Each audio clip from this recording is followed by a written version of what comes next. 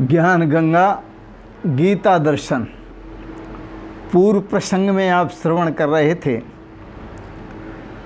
भगवान श्री कृष्ण कहते हैं अर्जुन, तपस्वियों से भी श्रेष्ठ है योगी, ज्ञानियों से भी, शास्त्र ज्ञानियों से भी, शब्द ज्ञानियों से भी श्रेष्ठ है योगी, और सकाम कर्म योगियों से भी श्रेष्ठ है योगी। इसलिए तस्माद् योगी भवा अर्जुन, हे अर्जुन तू योगी बन, भगवान की आज्ञा। योगी बनने के लिए भगवान श्री कृष्ण आज्ञा देते हैं। आज के प्रसंग में आप श्रवण करेंगे गीता दर्शन 6ठा अध्याय श्लोक 47। सब योगियों में ध्यान योगी की श्रेष्ठता, जितने भी प्रकार के योगी हैं उन सभी योगियों में भगवान श्री कृष्ण ध्यान योगी की श्रेष्ठता बता रहे हैं। योगिनामपि सर्वेषां मद्गतेनान्तरात्मना श्रद्धावान भजते यो मां समे युक्त तमो मतः। भगवान श्री कृष्ण कहते हैं अर्जुन, संपूर्ण योगियों में भी जो श्रद्धावान योगी है, मेरे में लगे हुए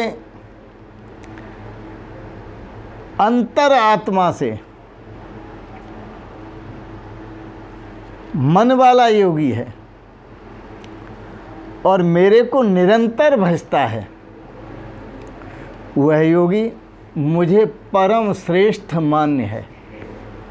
निरंतर भजता है, सोते जागते चलते फिरते खाते पीते देखते सुनते बैठते उठते हर समय जो मेरा निरंतर भजन करता है वह मुझे अधिक श्रेष्ठ मान्य योगी है।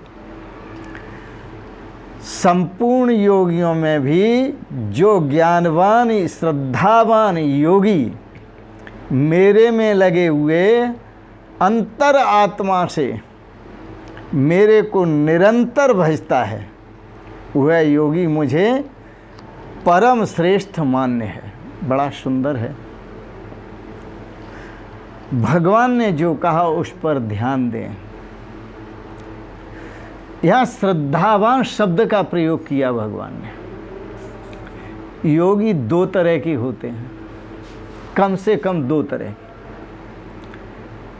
योगियों को दो भागों में बांट लो, एक श्रद्धावान योगी, एक अश्रद्धावान योगी। एक ऐसा योगी जो शरीर के पोषण में लगा हुआ है, जितने भी योग करता है वो शरीर को बलिष्ठ बनाने के लिए योग करता है।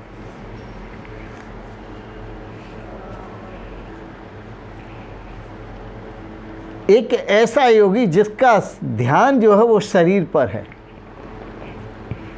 एक दूसरा योगी जिसका ध्यान शरीर पर नहीं है, शरीरी पर है। शरीर नाशवान है, इसलिए उस नाशवान शरीर पर उसका ध्यान नहीं है। शरीरी आत्मा पर ध्यान है जो अविनाशी है।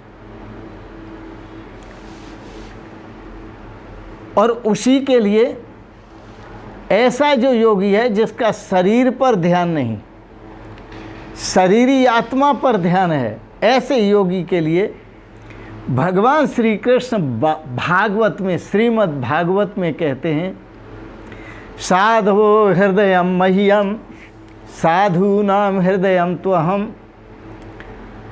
भगवान कहते हैं साधु जन मेरा हृदय हैं और मैं साधुओं का हृदय हूँ। जो साधु हैं, सच्चे संत हैं, जो निरंतर अंतर आत्मा से मेरे में लगे हुए हैं, आत्मा परमात्मा की एकता में मग्न है। साधु नाम हृदयम मह्यम, वो साधवो हृदयम मह्यम, वो साधु मेरा हृदय हैं। और साधुनाम हृदयम तो अहम, और मैं भी उन साधुओं का हृदय हूँ। इसका मतलब दो नहीं है, एक ही है, एक ही हृदय है। साधु हृदय और भगवत हृदय एक ही है, क्योंकि मद अन्यत न जानन्ति। वो साधुजन, भगवान श्री कृष्ण कहते हैं, मेरे से भिन्न किसी दूसरे को जानते ही नहीं। मत अन्यत न जानन्ति, मुझे जानते हैं लेकिन मेरे से भिन्न नहीं जानते, वो पूर्ण श्रद्धावान। ना हम तेभ्यो मनागपि, और मैं भी उन साधुओं से भिन्न किसी और को नहीं जानता। उन साधुओं से भिन्न किसी और को नहीं जानता। साधु मेरा हृदय है, मैं साधुओं का हृदय हूँ। वो मुझे भजते हैं, मैं उनको भजता हूँ। वो मुझे जानते हैं और मुझसे भिन्न किसी को अन्य को नहीं जानते। मैं उनको जानता हूँ, मैं भी उनसे भिन्न किसी को अन्य को नहीं जानता। बड़ा सुंदर है। श्रीमद् भागवत में ऐसा भगवान ने कहा, श्रीमद् भागवत में ही कहा, क्योंकि वो साधु, वो संत, वो महापुरुष भजन्त अनन्य भावेन, मेरा जो भजन करते हैं वो अनन्य भाव से करते हैं। अनन्य भाव, न अन्य इति अनन्या। मैं और यह जगत, यह ब्रह्मांड, यह विश्व, या आप सब अनन्य भावेना, ये परमात्मा से भिन्न नहीं है, ये मेरे से भी भिन्न नहीं है। अनन्य भावेन भजन्ति ते, क्योंकि वो अनन्य भाव से मुझे भजते हैं। अनन्य भावः न अन्य, वह परमात्मा और नहीं है और मैं और नहीं हूँ। अनन्य, ऐसे एक ही भाव से वो मुझे भजते हैं। मैं भक्ता नामपि, उन भक्तों को मैं भी भजता हूँ अनन्य भाव से, क्योंकि भक्त तमामतः, मे भक्त तमामतः, वह जो भक्त हैं अनन्य भाव से मेरा चिंतन करते हैं, अनन्य भाव से मुझे भजते हैं, वो मुझे भक्ता नाम, जितने भी भक्त हैं दुनिया में, सब भक्तों में श्रेष्ठ भक्त हैं वो मेरे। क्या बात है। भगवान श्री कृष्ण की भाषा देखिए। आगे भगवान विष्णु ने भी बड़ा सुंदर कहा है और पुराण के अंदर का है, वैवर्त पुराण के अंदर का, अहम प्राणाश्च भक्तानाम, मैं भक्तों का प्राण हूं। अहम प्राणाश्च भक्तानाम, मैं भक्तों का प्राण हूं। और भक्त प्राण ममापि च, और भक्त मेरे प्राण हैं। तन दो हैं, तन दो हैं, प्राण एक स्वामी। भक्त के और भगवान के तन दो हैं, लेकिन दोनों के प्राण एक हैं। इससे अधिक और क्या कहेंगे भगवान। परंतु याद रखना, जो देह के पोषण में ही लगे रहते हैं, जिनके अंदर पूर्ण श्रद्धा नहीं है, उनके द्वार भगवान के प्रवेश के लिए हमेशा बंद हैं। उनके भीतर भगवान प्रवेश नहीं करते। लेकिन जो पूर्ण श्रद्धावान हैं, भगवान उनके भीतर प्रवेश करते हैं और उनका लालन पालन भी, पोषण भी, और उनको आनंद भी देते हैं, प्रेम भी देते हैं, शक्ति भी देते हैं, खुशी भी देते हैं, सुख भी देते हैं और शांति भी देते हैं।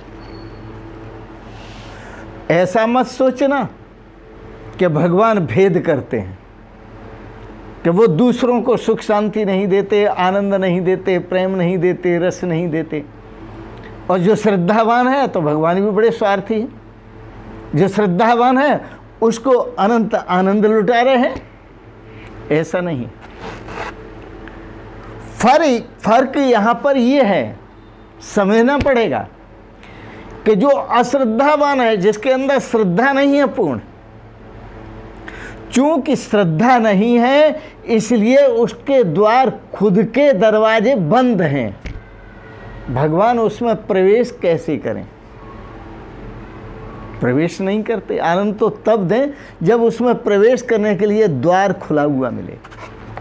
आपका घर है और आपका दरवाजा खुला है तो सूर्य भगवान प्रवेश कर जाते हैं, उनकी रोशनी भीतर तक जाती है। हवा प्रवेश कर जाती है, सबको आनंद देती है। अभी गर्मी का मौसम है, हवा है, सूर्य भगवान है, प्रकाश है, सब प्रवेश करते क्योंकि दरवाजा खुला है।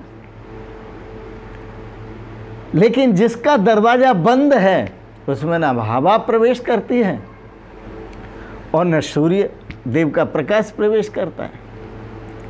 इसी प्रकार से भगवान किसी को कुछ नहीं देते। जैसी जिसकी श्रद्धा होती है वो अपनी श्रद्धा के कारण वैसा प्राप्त कर लेता है। श्रद्धा के द्वार खुले हुए हैं तो भगवान उसमें प्रवेश करते हैं, उसको आनंदित करते हैं, उसको सुख शांति का अनुभव कराते हैं, उसको परम अविनाशी आत्म तत्व का अनुभव कराते हैं, उसे ब्रह्मात्मैक्य भाव का अनुभव कराते हैं। किसके कारण? उसकी श्रद्धा के कारण। और भगवान नहीं कराते, ऐसा कहना चाहिए, वो अपनी श्रद्धा के कारण उस अनुभव को प्राप्त कर लेता है, अपने आत्म अनुभव को भी प्राप्त हो जाता है और परमात्मा अनुभव को भी प्राप्त हो जाता है अपनी श्रद्धा के कारण। भगवान के यहाँ तो श्रद्धा देते जाओ, शांति लेते जाओ। यदि श्रद्धा नहीं तो शांति नहीं। आप किसी दुकान पर जाते हैं और सामान खरीदते हैं, जब सामान खरीदते हैं तो सामान बिना संपत्ति के आपको नहीं मिलेगा। आप संपत्ति देते जाओ और सामान लेते जाओ। अब ये अच्छे और सामान की और अच्छा लेना हो तो और अच्छी संपत्ति दो, और अच्छा लेना हो तो और अच्छी संपत्ति दो। जितनी अच्छी आप संपत्ति प्रदान करेंगे दुकानदार उतना ही अच्छा सामान आपको देगा। दुकानदार सामान नहीं देता है, आपकी संपत्ति सामान दिलाती है। इसी प्रकार से भगवान के दरबार में भगवान को याद करोगे, जितनी श्रद्धा से करोगे उतना पाओगे। कम श्रद्धा है तो कम शांति, कम सुख, कम आनंद, कम जीवन पाओगे। यदि पूर्ण श्रद्धा है तो पूर्ण शांति पाओगे, पूर्ण आनंद पाओगे। और भगवान भी कह सकेंगे, क्या कह सकेंगे? ते में भक्त तमामता, वो मेरा उत्तम भक्त है। और जो उत्तम भक्त है उनका आप उस भक्त का आपत्तियां भी कुछ नहीं करती, कुछ बिगाड़ नहीं सकती। प्रहलाद को देखो, प्रहलाद भक्तों में महान भक्त हैं और ज्ञानियों में महान ज्ञानी हैं। इसलिए नयनम छिद्दन्ति शस्त्राणि नयनम दहत पावक, न चलें चैनम क्लेद्यन्ते आपो न शोषयते मारता। प्रहलाद का कुछ नहीं बिगाड़ सकता। ऐसे ही जो पूर्ण श्रद्धावान भक्त है और जो आत्मा और परमात्मा की एकता में लगा हुआ है, जन्म जन्मांतरों से लगा हुआ है, और वो अपनी श्रद्धा, पूर्ण श्रद्धा के द्वारा लगा हुआ है। तो योगिनाम अपि सर्वेषाम, सभी योगियों में वो श्रेष्ठ है। क्यों? मद गति न अंतरात्मना।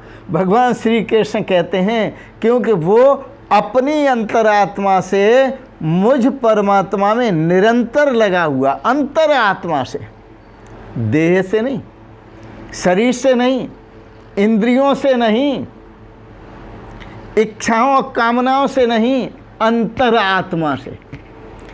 इच्छाएं शरीर में और बाहर विषयों में काम करती हैं, वासनाएं शरीर में बाहर विषयों में काम करती हैं, इंद्रियां शरीर और विषय वासनाएं ये सब बाहर के हैं, वो अंतर्मुख है। इसलिए भगवान श्री कृष्ण का मद गते ना अंतरात्मना, वो अंतर आत्मा से निरंतर मेरा ध्यान करता है और ब्रह्मात्मक के भाव से ध्यान करता है। ऐसा श्रद्धावान भजते यो माम, जो इस प्रकार पूर्ण श्रद्धा से जो मेरा भजन करता है, मुझे भजता है, स में सत्य में युक्त तमोमता, वह भक्त मेरे लिए सभी भक्तों में श्रेष्ठ भक्त है, उत्तम भक्त है। यह एक बात और समझे, भजते, भज धातु सेवायाम।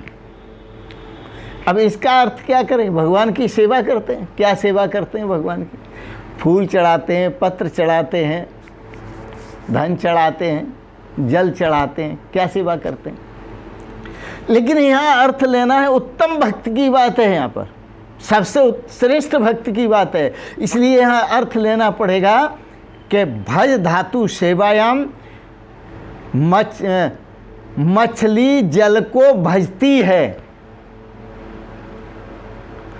मछली जल का सेवन करती है, जल को भजती है, जल में जन्मती है, जल में ही रहती है, जल ही पीती है और जल में ही समा जाती है। उसके ऊपर नीचे दाएं बाएं अंदर भीतर बाहर सब जल ही जल है। मछली जल को भजती है। इसी प्रकार जो भक्त है वह परमात्मा को भजता है, अंतरात्मना, अंतरात्मा से भजता है, अनन्य भाव से भजता है। वह परमात्मा के सिवाय कुछ अन्य नहीं देखता। इसलिए परमात्मा भी उस भक्त के सिवाय कुछ अन्य नहीं देखते।